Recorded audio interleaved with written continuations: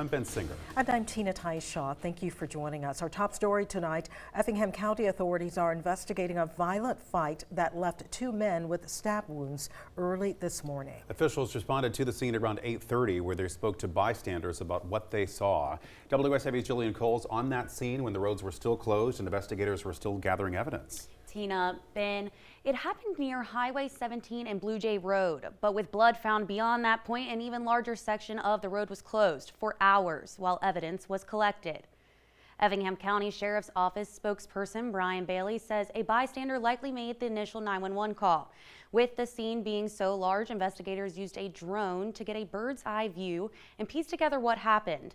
Witnesses also took to social media, claiming a third person and vehicle may have been involved. Investigators spoke to the 2 men in the altercation who were taken to Memorial Health Hospital. Bailey says they're still looking into all the details to figure out exactly what took place. There were some witnesses.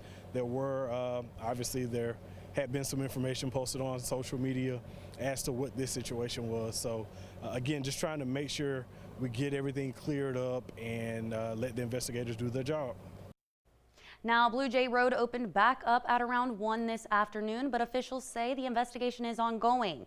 If you have information on this investigation, you can call detectives at the Effingham County Sheriff's Office at 912-754-3449. Jillian Coles, WSAV News 3, on your side. Jillian, thank you. A man is recovering after being shot earlier today. An injury Savannah police say is non-life-threatening. Officers responded to the 2200 block of Utah Street, where they say the shooting stemmed from a domestic-related incident. Police are still investigating. Anyone with information is urged to call Crime Stoppers at 912-234-2020. New at 6, 1 adult and 2 juveniles are in custody after a vehicle break-in in Walterboro early this morning. 20-year-old Dewan Hayes, along with 2 teenagers aged 14 and 16, were arrested after police responded to the 3200 block of Beach Road around 2 a.m. Deputies chased a suspect vehicle that later crashed and, using canine units, tracked the suspects to a second vehicle. Hayes faces multiple charges, while the 2 teenagers were taken to the Department of Juvenile Justice in Columbia. We're getting a closer look now at how first responders spent St. Patrick's Day. New numbers from Chatham Emergency Services and Savannah Fire show just how busy it was across the holiday weekend and on Parade Day. From Friday afternoon through early this morning, Chatham EMS responding to 93 calls in the festival area and along the parade route. 33 people were taken to the hospital. Officials say the most common calls included falls, unresponsive patients, alcohol-related incidents, and other medical emergencies.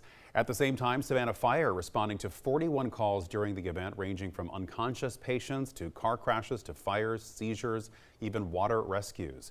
Crews also handled shootings, elevator rescues, and multiple false alarms. We have reached out to the Savannah Police Department as well for their numbers. They tell us we can expect those in the next few days. It is a situation no one wants to face, but military leaders say they have to be ready for it at any moment. Only on News 3, WSAV's Danielle Cobb is taking you inside a realistic active shooter training at the Marine Corps Recruit Depot, Parris Island. Everything you're about to see is part of a controlled simulation. It's not if, it's when something like this happens, and it's an extremely unfortunate mentality to have, but we will be prepared on Parris Island. Marines on Parris Island preparing for response on the worst case scenario. This way. But now also a new reality. Active shooter threats are an unfortunate part of our society nowadays, but certainly military installations across the country have been impacted. You can name several. Including Savannah's Fort Stewart last year. Base personnel and local first responders putting their training to test, responding to an active shooter at Marine Corps Exchange. It's a simulation, but very real exposure into what they have to do in the critical moments to protect future Marines, their families, and civilians. Last scene, right side. It's your head. The shooter down doesn't mean the response stops or the scene is clear. From investigatory type actions to taking care of those that have been directly impacted by the active shooter threat. You got one. What else I got? The hope is that they will never have to use their active shooter training skills, but these Marines and first responders are prepared just in case. One of our most important conclusions is that we are ready. Danielle Cobb, WSAV News 3, on your side.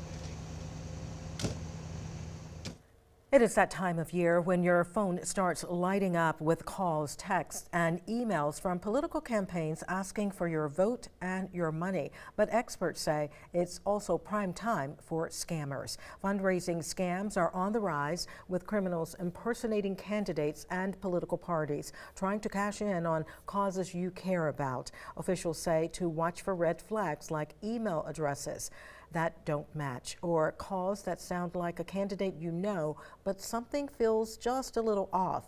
Some of those calls may even be generated using AI. Be skeptical, acknowledge that you're getting that conversation, text message or phone call, and hang up. Go do your own research and call them first. If they're pretending to be a political advocate, if they're pretending to be the IRS, find the official number for those offices, give them a call and let them know, hey, I just want to double check. Did I receive a phone call, and was this really you guys? If something doesn't seem right, trust your instincts, hang up, and do your own research to make sure you're donating through an official campaign website. The city of Savannah is reporting a sanitary sewer spill on the south side, and officials say it impacted several local waterways. City leaders say about 4,750 gallons of wastewater spilled Monday near Sherwood Road. The exact cause is still under investigation, but officials believe a blockage is to blame. The spill impacted Casey Canal, Hayners Creek, the Vernon River, and the Ogeechee River. Officials say they'll also be reaching out to customers in the area and installing new monitoring equipment to help prevent future spills. It is the end of an era for a spot many in Savannah say feels like home. A longtime local favorite is getting ready to serve its final meals as the family behind it makes a difficult decision about what comes next. WSAV's Nikaya Harris with the story. Inside NaRobia's Grits and Gravy, these walls hold more than just meals. They hold memories for the family who built it and the community that kept coming back. Saida Reed, daughter of the owners, says now is the right time to make the call. A family decision she says wasn't easy. A closure many say is ending on a positive note despite a push from the community to keep it open. The restaurant has been a part of the Savannah community for more than 2 decades, serving customers that eventually became friends. They say it's time for the magic hands behind the food to retire, and with fewer hands in the kitchen, the restaurant will soon be short-staffed. The person that had the passion for this when we first started was my brother. Unfortunately, we lost him 4 years ago. And that's the person who pretty much came up with a lot of the menu along with my mom, and he would have kept it going. But unfortunately, we lost him, so it's kind of like, you know, it's hard to keep it going. But his son is taking after him, and he's going to school for culinary arts. So we're not going to say maybe forever, you know. One day we might just try it again. Now the restaurant says it will serve its last customers on March 28th. Reporting in Savannah, Nikaya Harris, WSAV News 3, on your side. Now, Time Saver Traffic, sponsored by Arrowhead Clinic, the accident doctors, where it pays to get well. Well, for our Wednesday evening, we are still seeing significant delays along US 17, so that's the Talmadge Bridge. And as you cross over into South Carolina, there's an accident that occurred just as you get off of the bridge there. Speeds are at 15 miles per hour at best, so that traffic is backing up toward downtown. Speeds do improve then as you clear out of that area, but it is taking over an hour and a half to get from downtown Savannah to Hilton Head right now. Heading out to 95 to 278 would be the best bet.